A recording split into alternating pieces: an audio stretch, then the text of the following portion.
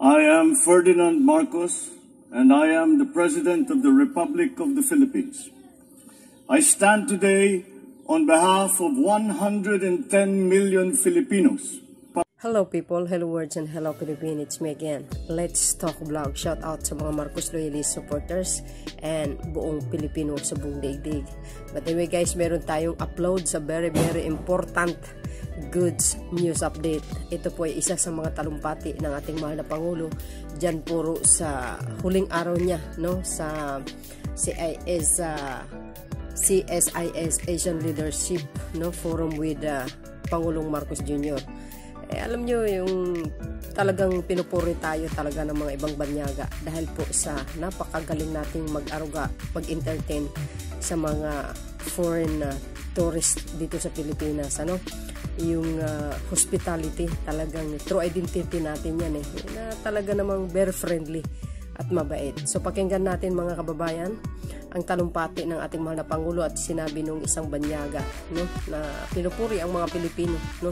So but before that, don't forget guys to likes. Okay? So see you guys on my next live and videos. Bye. Baboos. Everybody please have a seat. Thank you. So glad to see you all here. It's just wonderful to have this room full. It should be, because this is a rare opportunity for all of us. Thank you all for coming. My name is John Hamry. I'm the president. It's just been really a standout visit, and I think we're all very glad for that. You know, there's such a unique relationship between our two countries. It's very personal. It's bottom up. About 3 years ago, I spent a fair amount of time in a series of hospitals, and at every step of the way, there was a Filipino that was helping me. The emergency room, the ICU, the hematologists, the nurses, the doctors. And it wasn't just that they were healthcare professionals. It's that they brought a buoyancy of spirit that's so typical of the Philippines. You know, it made me want to get well, because I wanted to live up to the generosity that they were expressing for me. It was marvelous and a great thing. You know, we've had choppy relations between our two countries through the years. My friend Henry Howard is here. Henry was instrumental in returning the WALANG bell.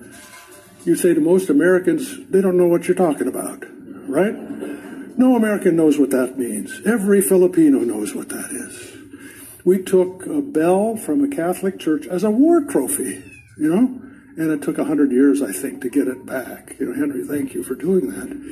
But it's emblematic of the unevenness we've had between our two countries. We're right now entering a remarkably positive period of time because of President Marcos. He is bringing new dynamism to this relationship.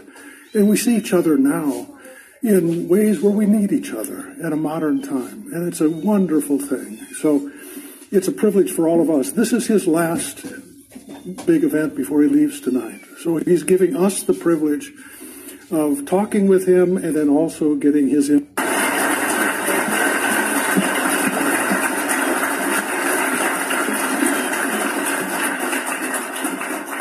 I get a special Filipino footstool.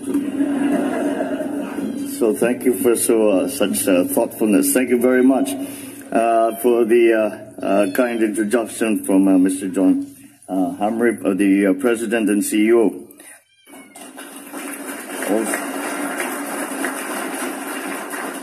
Also with us is our Foreign Secretary, Secretary Ricky Manalo,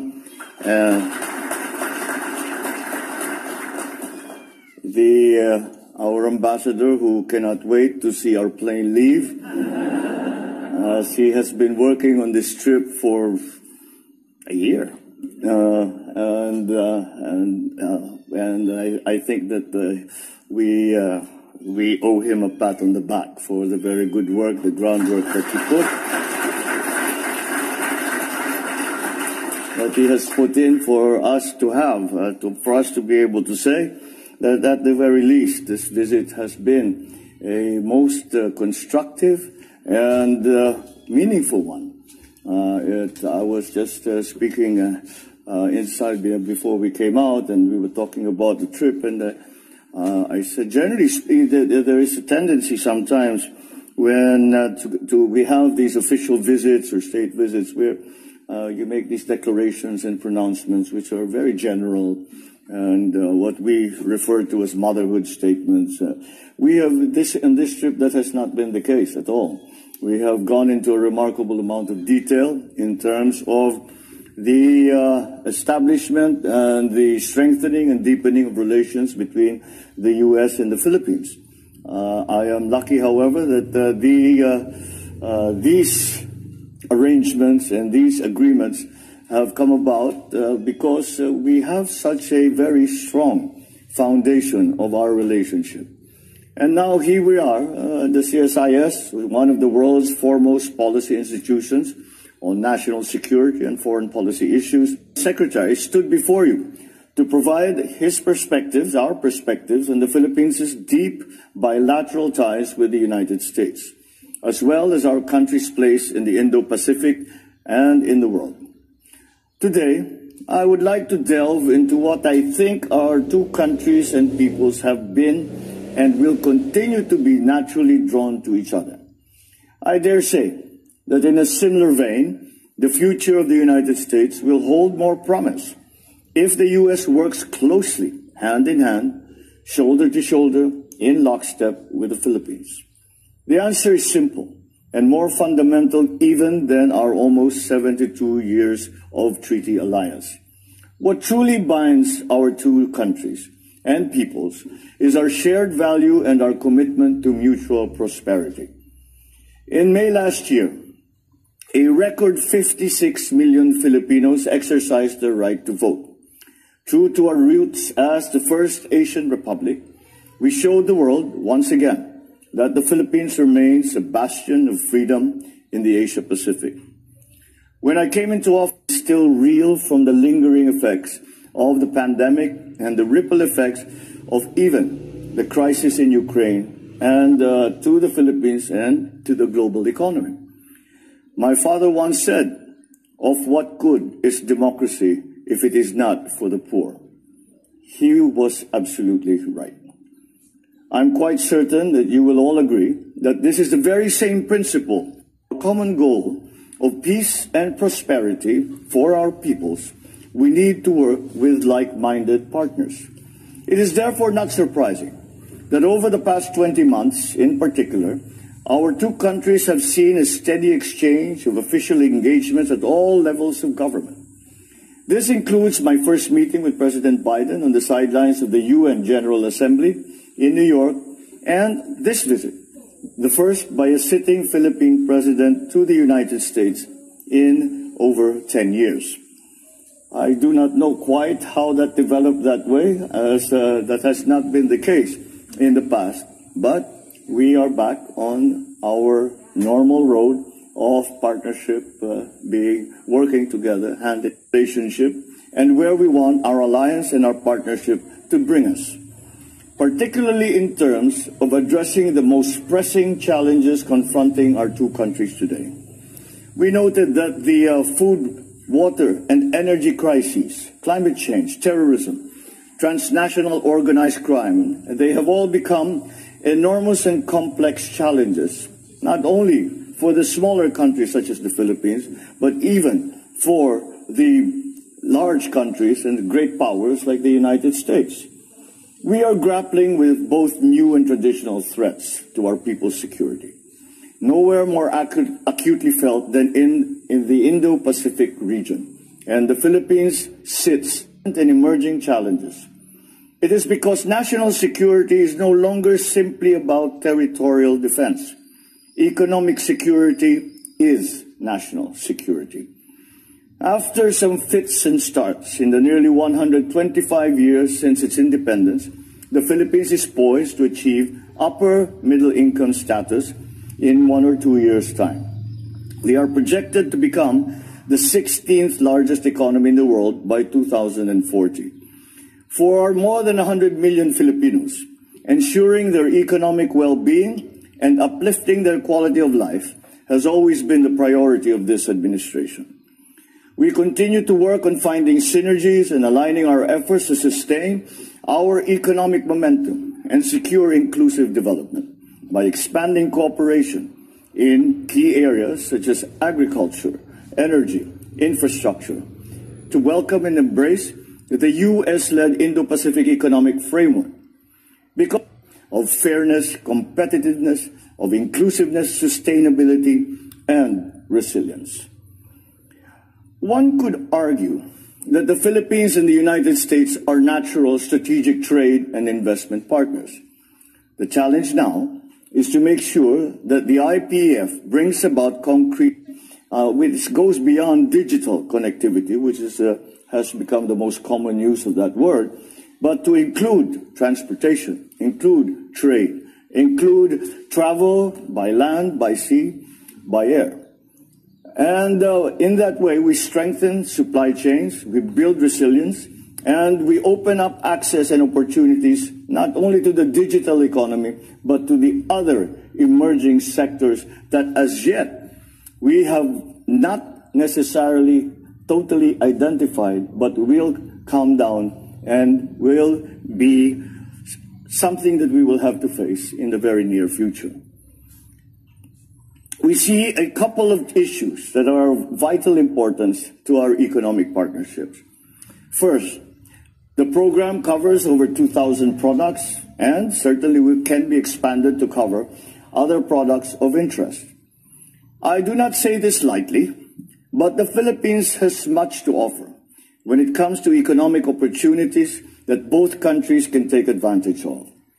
We grew at 7.6% and last year, which made the Philippines one of the fastest growing economies in the Indo-Pacific in 2022.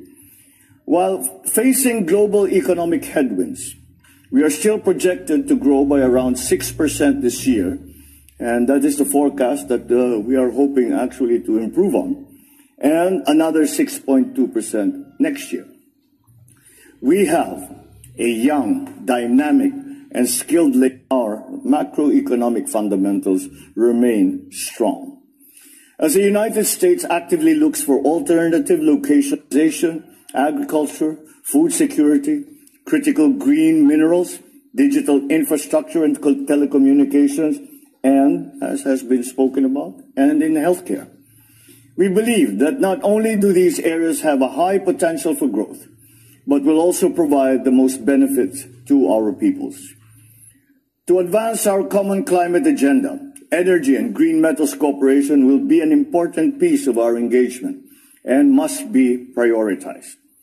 The Philippines is interested in becoming a strategic partner of the U.S. in terms of metal processing for American battery application and development. The increased deployment of clean technologies comes with an increase. We are eager to work with the U.S. government to carve out a clear pathway for maximizing incentives under the Inflation Reduction Act to help our sources of raw and processed materials for battery production to complement your national blueprint for lithium batteries. We have recently advanced electrical costs down. This will allow us to progress discussions with the U.S. companies offering nuclear technologies for government and for commercial use, while we continue cooperation on other capacity building initiatives under other strategies, under Strategic Civilian Nuclear Cooperation MOU, or Memorandum of Understanding. The adoption of geographic information systems, remote sensing, artificial intelligence in the baselining and change detection of terrestrial, coastal, and marine ecosystems. This will aid us as we establish our own geospatial database and equip us to move towards strengthening science-based policy making in our country.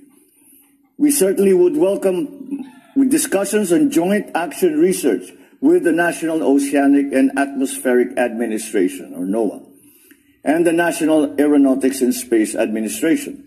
The NOAA has been providing. Furthermore, with NASA, we hope to formalize our participation in their Asia Air Quality Program. Recognizing that the weather sector has the opportunity to lead the change and to deliver transformative solutions in our quest for climate resilient and sustainable development, we likewise encourage the exchange of knowledge on integrated water resource management and opportunities for joint transdisciplinary action research, with particular focus on the nexus between climate change, biodiversity conservation, and food, energy, and water security.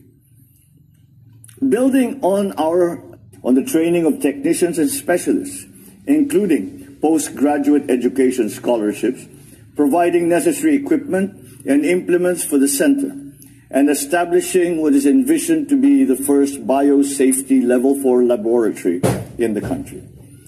We look forward to welcoming pharmaceutical companies open to taking advantage of incentives in using the Philippines as a base for their vaccine manufacturing and distribution operations.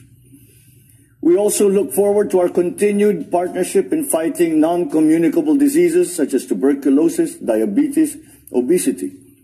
We will require massive investments in the human, physical, and technological resources of the Philippine Genome Center, including access to artificial intelligence tools, training of technicians and of scientists, equipment, and relevant research. There are existing cooperative projects that can be built upon or expanded. We also hope to partner with the U.S. Geological Service in training, research, and projects to support our efforts in making a holistic intervention for protecting our coastal areas by targeting environmental degradation in the uplands that impact upon our coastal ecosystems, such as through sedimentation, by restoring the shoreline and protecting marine ecosystems. The United States consistently ranks amongst our top 3 trading partners and top 10 sources of foreign direct investment. We are proud that many U.S. companies, including those in the Fortune 500, have found a home in the Philippines, and hope that more companies would look to us as they diversify, because creating prosperity and realizing human potential will not only make the Philippines a more reliable alliance partner for the United States, it will also strengthen our democracies. A bilateral partnership that works for our peoples will in turn attract the support that it needs to thrive, creating a mutually reinforcing circle of trust, one that will truly bring our alliance, our partnership, and our friendship into the 21st century. Thank you all very much for your attention, and good afternoon.